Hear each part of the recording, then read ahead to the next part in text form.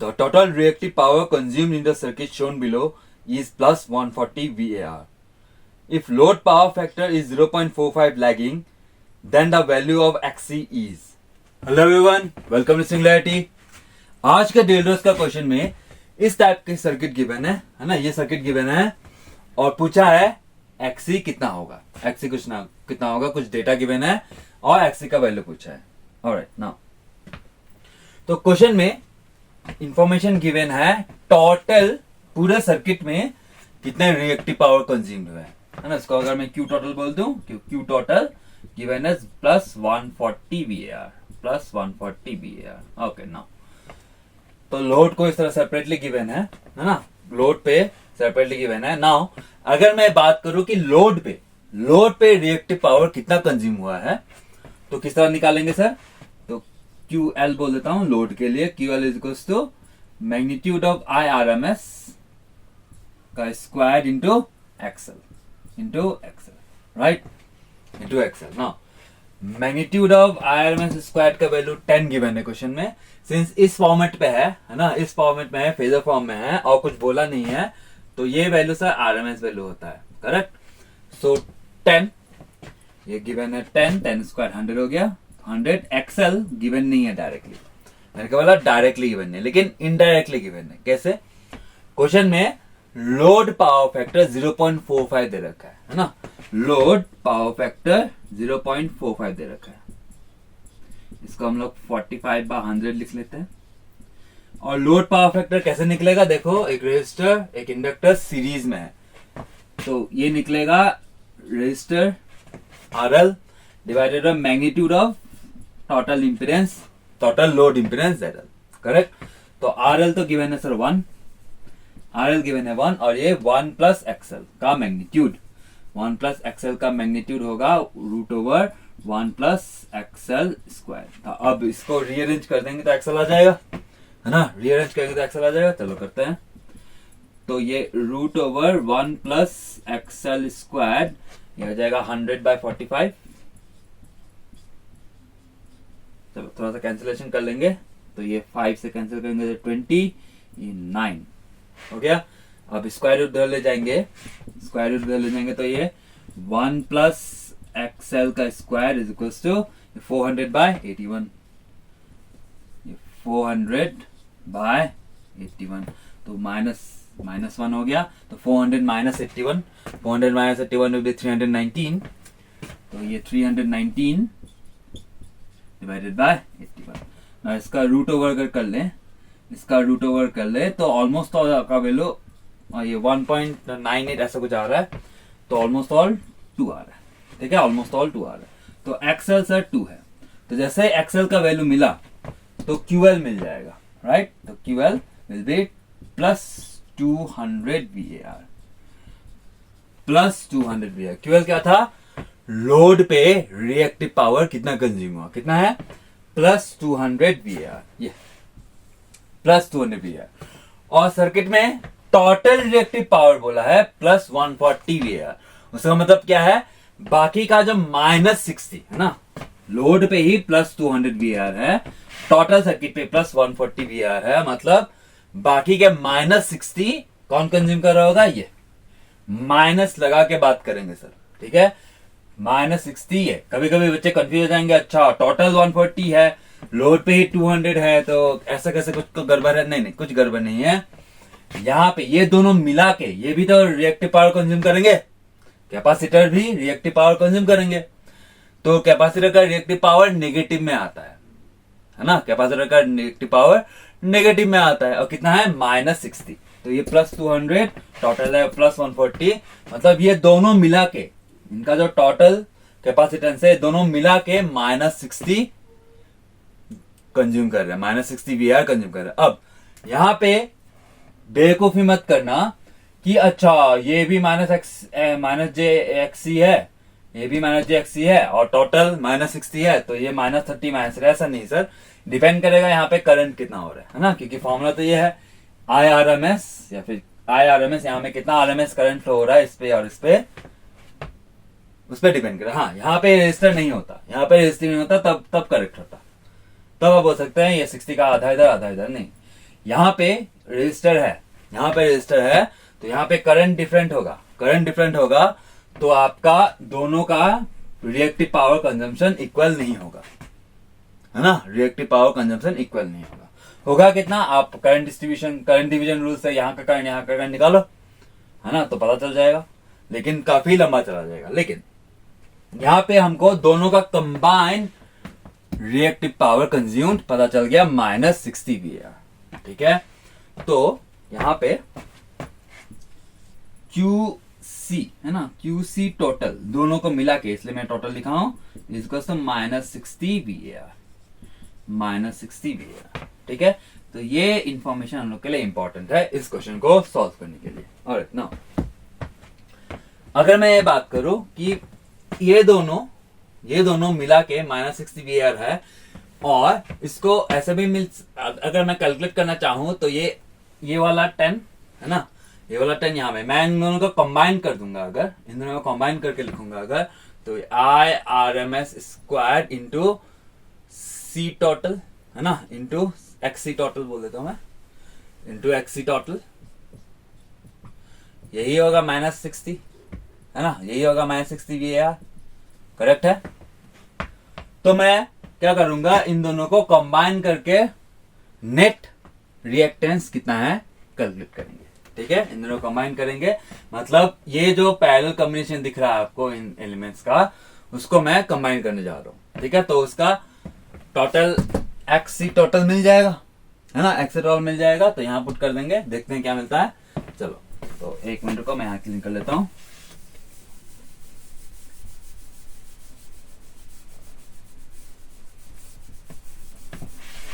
एक मिनट दे दो।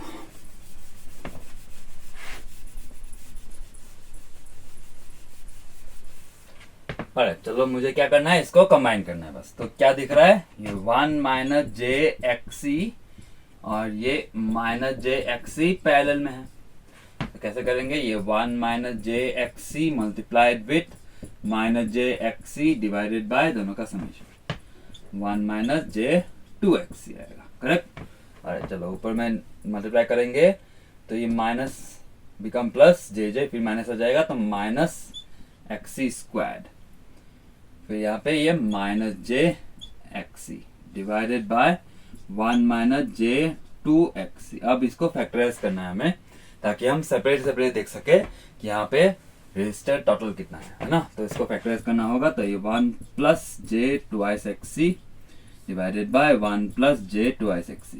और तो न्यूमरेटर में आ रहा है, ये मल्टीप्लाई करेंगे तो -XC स्क्वायर्ड, फिर -J2XC क्यूब, फिर -JXC, फिर ये माइनस और जे है तो plus XC squared, all divided by 1 square plus XC squared, तो ये 1 + 4XC स्क्वायर्ड हो गया।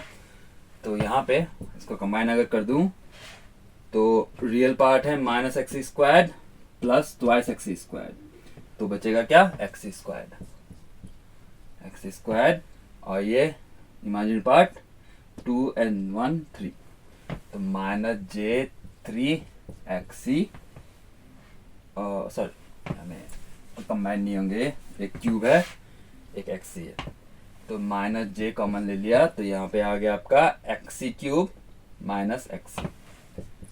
XC cube XC divided by, sorry यहाँ पे ट्वाइस भी आएगा, ये ट्वाइस, हाँ ठीक है, डिवाइडेड बाय 1 + 4XC स्क्वायर। तो इसको सेपरेट लिख लेंगे अगर, तो मिल जाएगा XC square divided by 1 + 4XC square minus J हमें twice XC cube XC divided by 1 + 4XC square.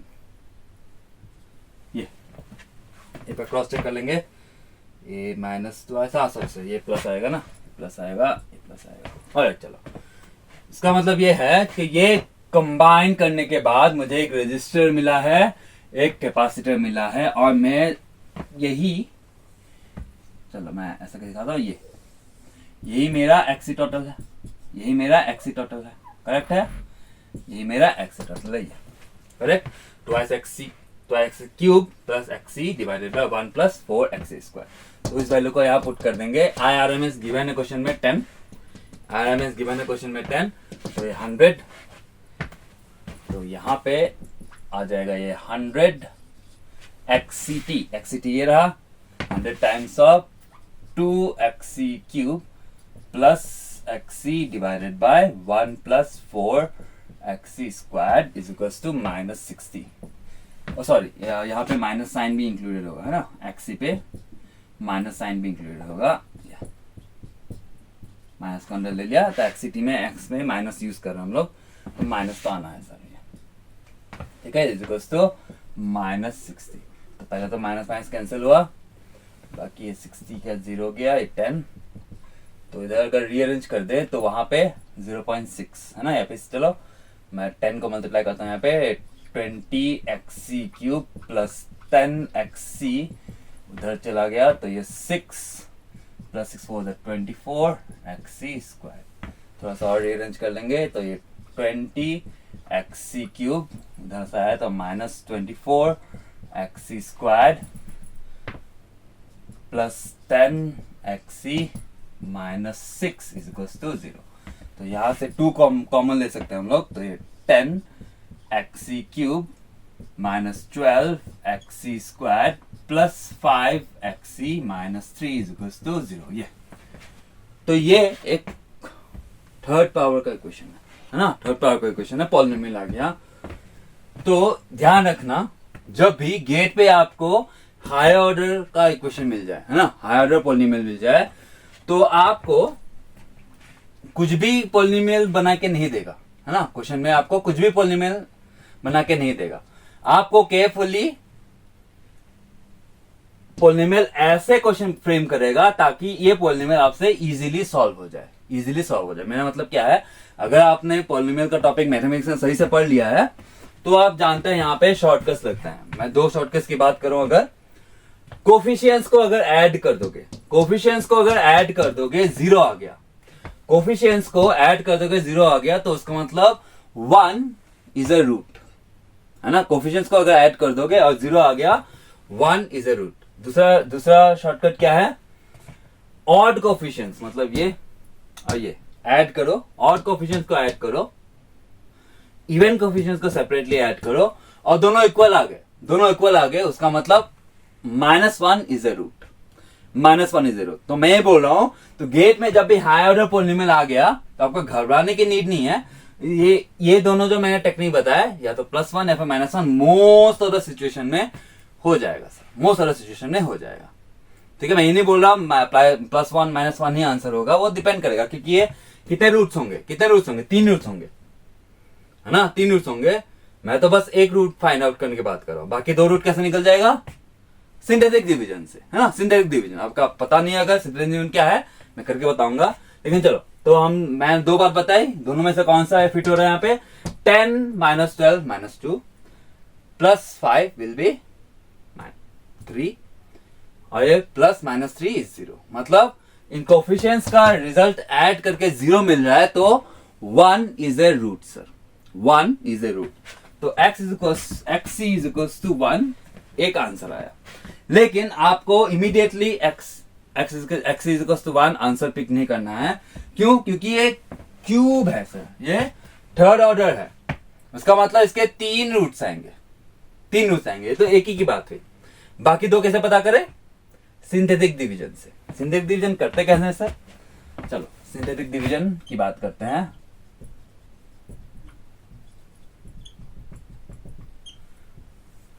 Coefficients को लिख लो, क्या क्या है, 10 -12 5 -3, ठीक है ये, और जो रूट ऑलरेडी पता चल चुका है उसको साइड में लिख लेंगे +1, ठीक है।